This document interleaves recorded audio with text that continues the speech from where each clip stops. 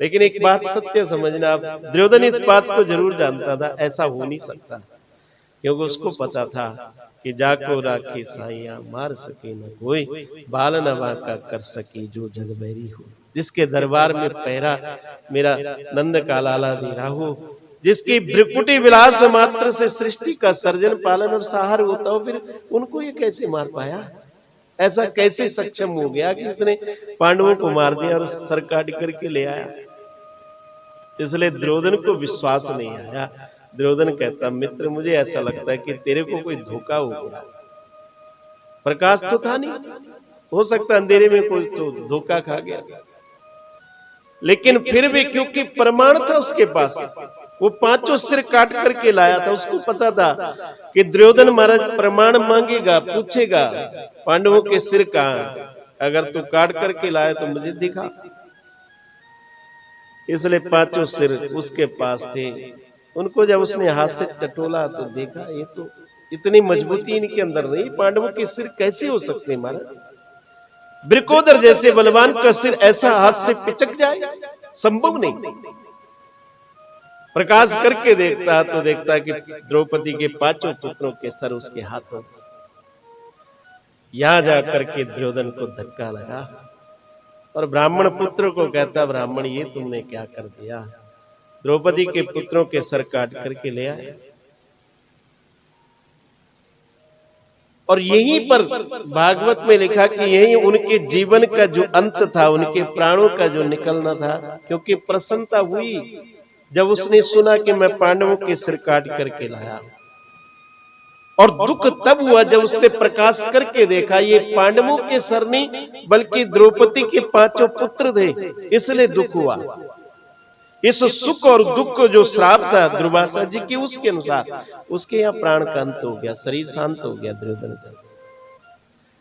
अब थोड़ा सा सुखदेव जी महाराज, सूत जी महाराज पांडवों के शिविर की ओर जाते, वहां थोड़ा सा चर्चा करते हैं।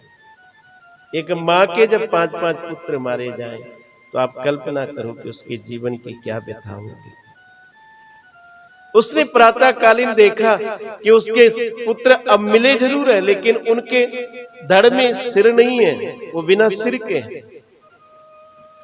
द्रौपदी अपने वक्षस्थल को तोड़ने लगी, अपनी छाती को विदीर्ण करने लगी, ब्रह्मा जी को कोसने लगी, आपने ऐसा क्या है संसार बनाया? इन बालकों का तो महाभारत से कोई संबंध नहीं था महाराज, क्या इनका महाभारत से संबंध, क्या युद्ध से संबंध, फिर इनको ऐसी सजा क्यों मिल गई? माँ के लिए अपने पुत्रों से बढ़कर के कोई जीवन नहीं होता महाराज। मेरी जितनी मात्र शक्ति बैठी इन सबको वंदन करता हूँ, जो इस शरीर को ला करके इस भूमंडल पर देती है, जिस शरीर के माध्यम से हम परमात्मा का भजन करते, परमात्मा का प्राप्ति कर देते, उसको देने वाली माँ हुआ करती। इसलिए संपूर्ण मात्र शक्ति को मेरी व्यासपीठ वंदन करके नमन करती है। मेरा गोविंद भी जब इस भूमंडल पर अवतार लेकर के आता, वो चतुर्भुजधारी भी जब शरीर धारण करता है तो वो भी माँ के कोख को अलंकृत करता है और उसको सुशोभित करके माँ को सम्मान दे करके भूमंडल पर आता है।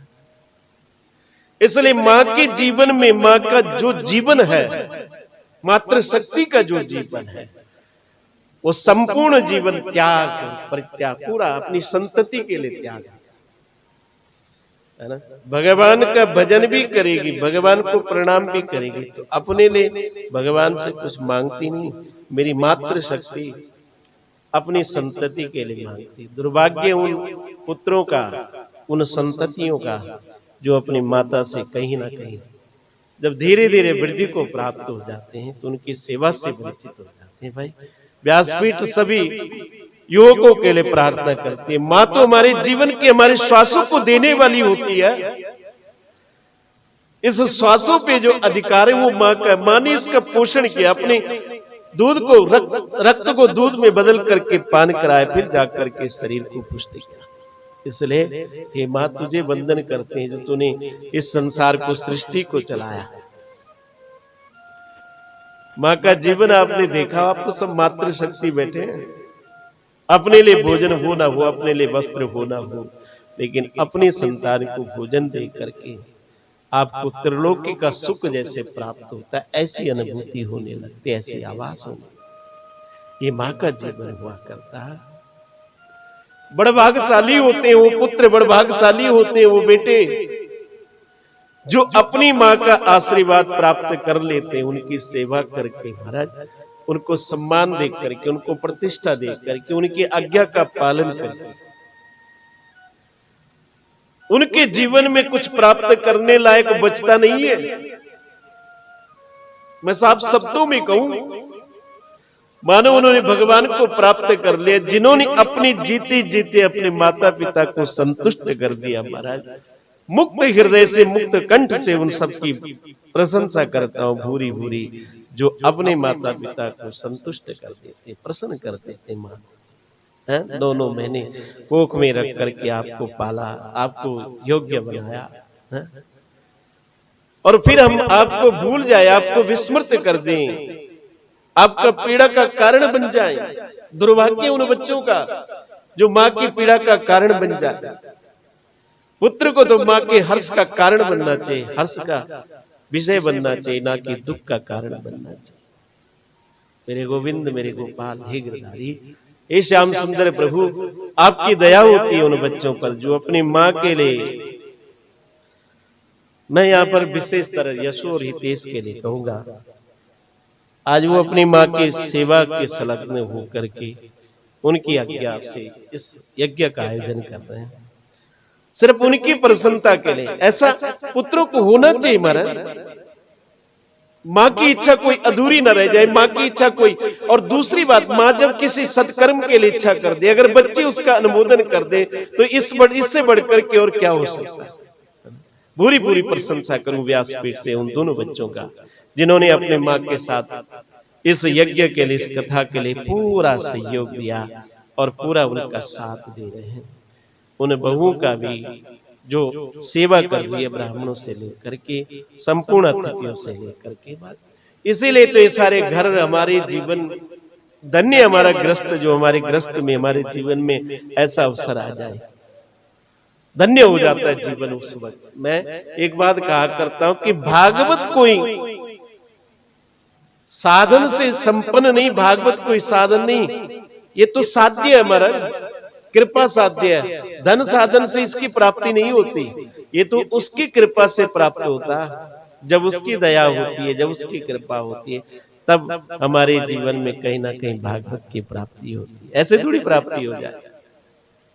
अब ये मानते हो कि धन का अभाव है लोगों के जीवन में, बड़े बड़े धनाढ्य संसार में है महाराज, जिनके बाद धन का कोई कमी नहीं, क्या उनके जीवन में भागवत की प्राप्ति होती है? अगर उनको जाकर के पूछो, उनके जीवन को देखो, ऐसा होता? इसका मतलब हम ये मान लें कि सिर्फ धन से ही भागवत हो जाए, तो ये संभव नहीं है। ये उसकी कृपा होगी, ये कृपा साध्य है महाराज। जब कृपा होगी परमात्मा की, तब जाकर कैसा प्राप्त होगा। आज दुर्योधन अपने शरीर को त्यागता है, द्रौपदी के 5 पुत्र मरते, मां अपने हृदय को, वक्षस्थल को तोड़ती है, अपने वक्षस्थल को विदीर्ण करने लगती है। अर्जुन जाकर के कहता, बोले देवी क्यों चिंता करती हो, हम अस्वस्था मां को पकड़ करके लाएंगे और तुम जो चाहो सजा देना, तुम्हारी इच्छा है कि तुम अपने मन को शांत कैसे करोगे। भगवान को सारथी बना करके, श्याम सुंदर को अपना सारथी बना करके आज ब्राह्मण पुत्र को पकड़ने के लिए चले अर्जुन। जब अस्वस्थामा ने देखा कि प्राणों का निकट समाप्त होने वाला, तो अपने ब्रह्म का अनुसंधान, ब्रह्मशस्त्र का अनुसंधान कर दिया। इन ब्रह्म अस्त्रों में इतनी ताकत है महाराज कि अगर ये ज्यादा देर तक टकराते तो सारी सृष्टि के लिए विनाश का कारण बनते। इसलिए भगवान ने अर्जुन को संकेत किया, दोनों को तुरंत वापस ले लो। उन्हें वापस ले लिया, अपनी तर्क से पकड़ दिया।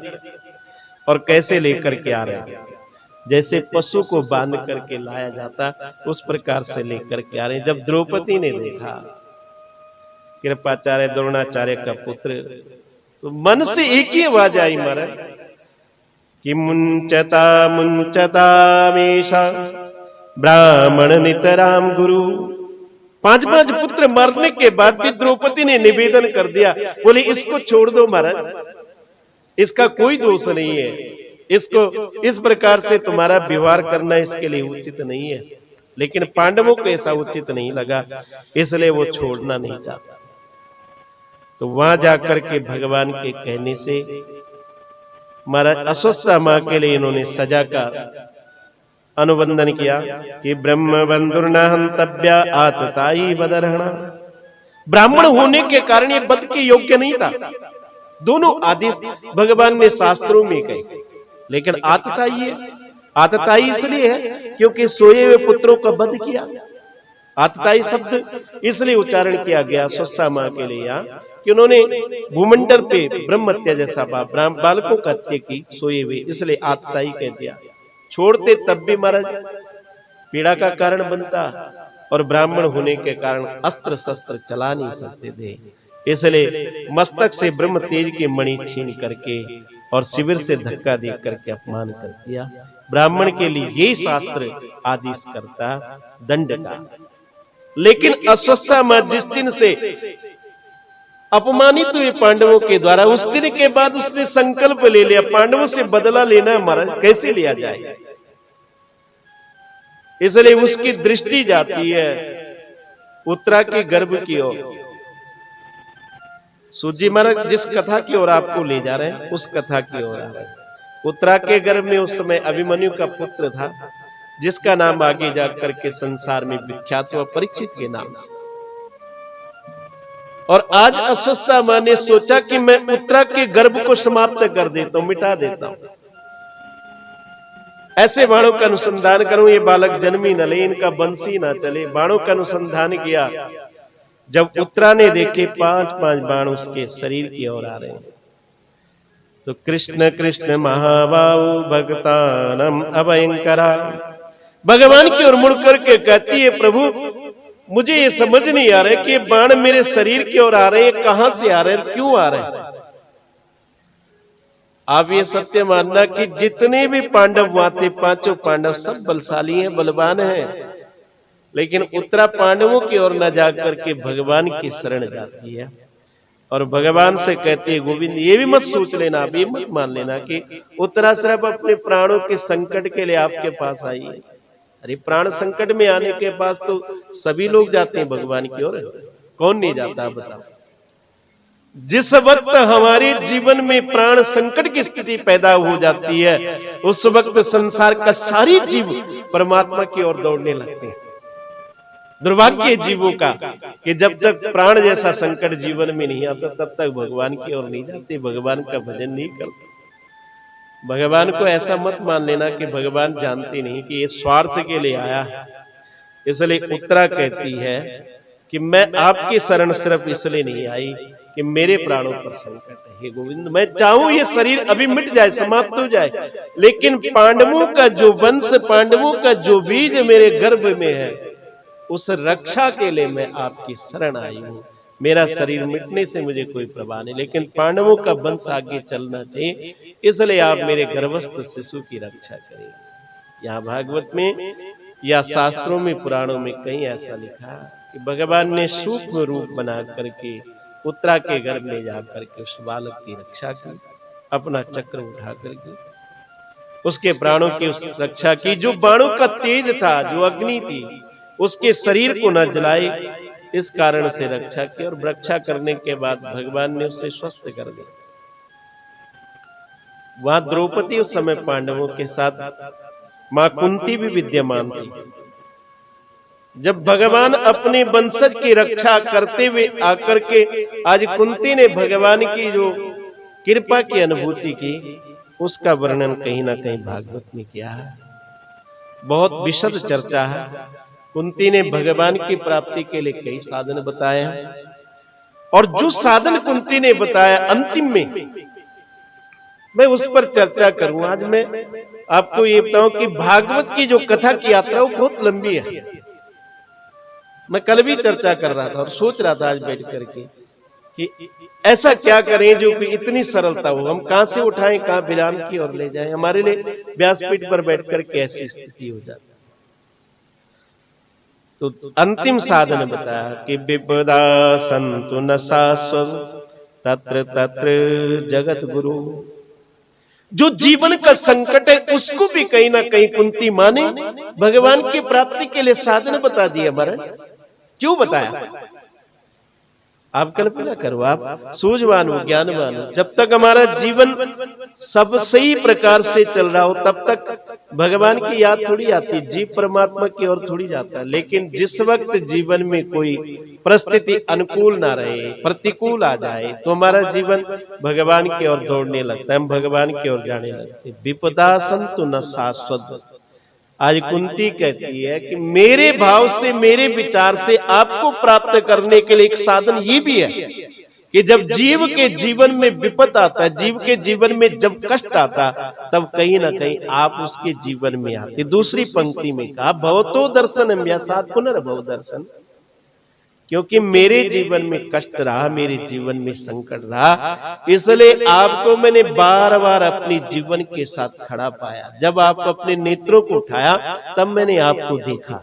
यानी कि कुंती को लगता कि भगवत प्राप्ति के लिए सबसे बड़ा साधन, हम भी इस बात की पुष्टि करते हैं, व्यासपीठ इस बात की पुष्टि करते हैं, गोविंद ये जीवन कहीं ना कहीं आपकी प्राप्ति के लिए तब जाता है जब हमारी स्थिति परिस्थितियां अनुकूल ना हो, प्रतिकूल चले, किसी विषम परिस्थिति की ओर जब जीवन की यात्रा गुजरे तब कहीं आप याद आते हैं। इसलिए विपदा नैव विपदा संपदा नैव संपदा, विपदा विष्णु विष्णु संपदा नारायण स्मृति। सबसे बड़ी संपदा जीवन में क्या है? भगवान की स्मृति जब तक हमारे जीवन में, तब तक आपकी स्मृति हमारे जीवन में है, तब तक सबसे बड़ी संपदा है। और सबसे बड़ा दुख हमारे जीवन में भगवान की विस्मृति है, भगवान को भूलना। सुख के माथे सिल पड़े जो मन से हरि बिसराए, बलिहारी बात दुख की जो पल पल नाम रटाए। बलिहारी तो मैं उस दुख की जाती हूं महाराज जिसने बार बार परमात्मा का नाम का स्मरण कराना, भगवान का स्मृति कराना। आज ये कुंती का वरदान मान लो या कुंती का ये परमात्मा की प्राप्ति का साधन मान ले, लेकिन ये यथार्थ है। अब थोड़ी सी सोच करके देखना, अगर शरीर में कोई थोड़ा सा रोग भी लग जाता तो उसके बाद हमारे को संसार से वैराग्य होने लगता। ऐसा लगता है भाई अब संसार किस काम का बताओ, लगता है ये स्वतः लगने लगता, मन में आने लगता है किसी काम का, कहीं भी आपका चित्त, चाहे आपके पास कितने साधन क्यों ना हो, कितना सुंदर आपकी संसार की व्यवस्था की न हो, तब भी आपको अच्छा लगता नहीं है। आपका चित्त, आपका दुख, आपकी पीड़ा का कारण ही आपके परमात्मा तक जोड़ने के लिए बनता हमारा। आज कुंती का वरदान मान लो, आओ जैसे कुंती ने स्तुति की हम भी करेंगे, भाव से गाएंगे, देना है तो दीजिए जन्म जन्म का साथ। आप सब भी अपनी तालियों का साथ जरूर दीजिए। देना हो तो दीजिए जन्म जन्म का साथ, हो मेरे सर पर रख बनवारी, मेरे सर पर रख बनवारी, अपने दोनों हाथ, देना हो तो दीजिए जन्म जन्म का साथ, देना हो तो दीजिए जन्म जन्म का साथ। मेरे सिर पर रख बनवारी, मेरे सिर पर रख बनवारी, अपने दोनों हाथ, देना है तो दीजिए जन्म जन्म का साथ, देना हो तो दीजिए जन्म जन्म का साथ, देना हो दीजिए जन्म जन्म का साथ, देना हो तो दीजिए जन्म जन्म का साथ।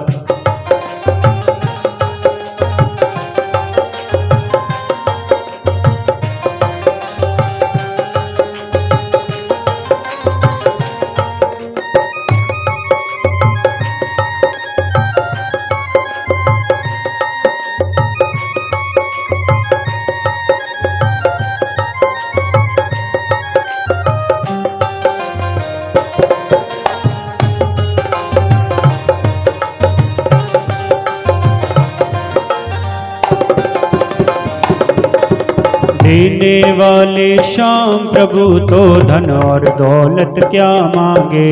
देने वाले श्याम प्रभु तो धन और दौलत क्या मांगे। देने वाले श्याम प्रभु तो धन और दौलत क्या मांगे। देने वाले श्याम प्रभु तो धन और दौलत क्या मांगे। श्याम प्रभु से मांगे तो फिर नाम और इज्जत क्या मांगे। श्याम प्रभु से मांगे तो फिर नाम और इज्जत क्या मांगे। श्याम प्रभु से मांगे तो फिर नाम और इज्जत क्या मांगे। श्याम प्रभु से मांगे नाम और इज्जत क्या मांगे। मेरे जीवन में अब कर दे। मेरे जीवन में अब कर दे तू कृपा की बरसा। देना हो तो दीजिए जन्म जन्म का साथ। देना हो तो दीजिए जन्म जन्म का सांवरे। देना हो तो दीजिए जन्म जन्म का साथ।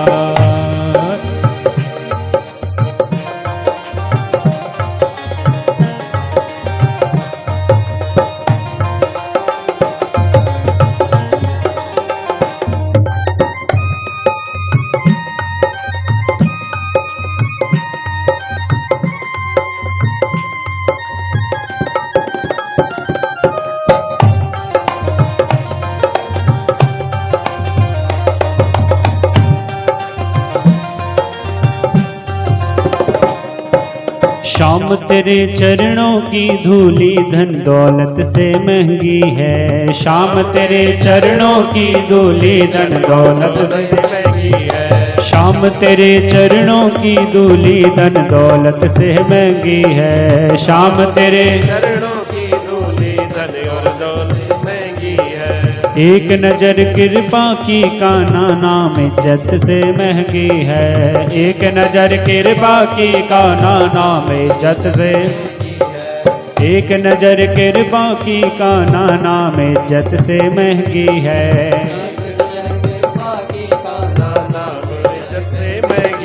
मेरे दिल की तमन्ना यही है।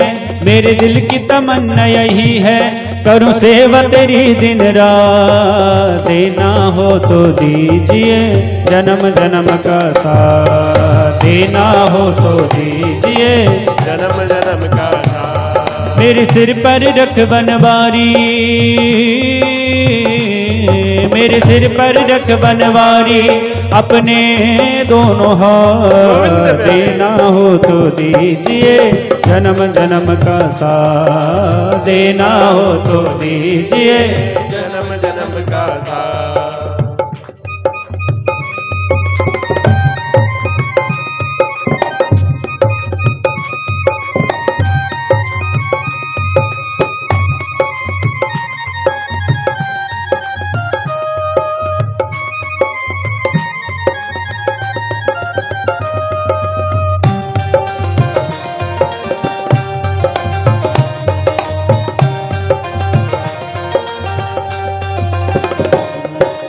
झुलस रहे गम की धूप में प्यार की छाया कर दे तो। झुलस रहे गम की धूप में प्यार की छाया कर दे तो। बिन माझी के नाव चले ना अब पतवार पकड़ ले तो। बिन माझी के नाव चले ना अब पतवार पकड़ ले तो। बिन माझी के नाव चले ना अब पतवार पकड़ ले तो। बिन माझी के नाव चले ना अब पतवार पकड़ ले तो। मेरा रास्ता रोशन कर दे। मेरा रास्ता रोशन कर दे छाई अंधियारी रात। देना हो तो दीजिए जन्म जन्म का साथ। सांवरे देना हो तो दीजिए जन्म जन्म का साथ। सांवरे देना हो तो दीजिए जन्म जन्म का साथ। देना हो तो दीजिए जन्म जन्म का साथ।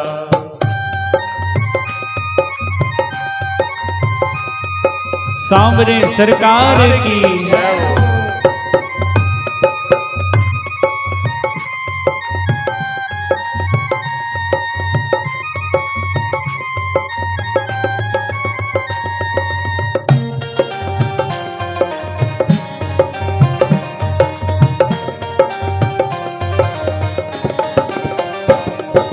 सुना है हमने शरणागत को अपने गले लगाते हो, सुना है हमने शरणागत को अपने गले लगाते हो। हाँ, सुना है हमने शरणागत को अपने गले लगाते हो, सुना है हमने शरणागत को अपने गले लगाते हो।